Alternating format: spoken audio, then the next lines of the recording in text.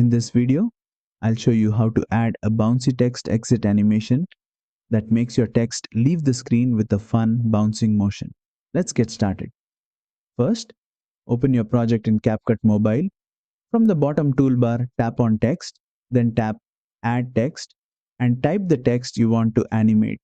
Next, go to the Font tab and choose a font that works well for this effect. Rounded or bold fonts usually look best because they enhance the bouncy movement. Once your text is ready, tap on the Animation tab. Now switch to the Out section, which controls how your text exits the screen. Scroll through the animations and select Bouncy Exit.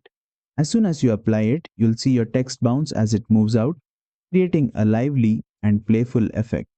In CapCut Mobile, text animations are applied directly to the text layer, so there's no need to add extra layers or effects. To control the bounce speed, use the duration slider.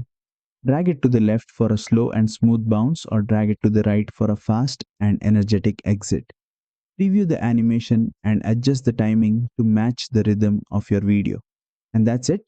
You've successfully added a bouncy text exit animation in CapCut Mobile. If this tutorial helped you, don't forget to like, share, and subscribe for more fully detailed CapCut Mobile text animation tutorials.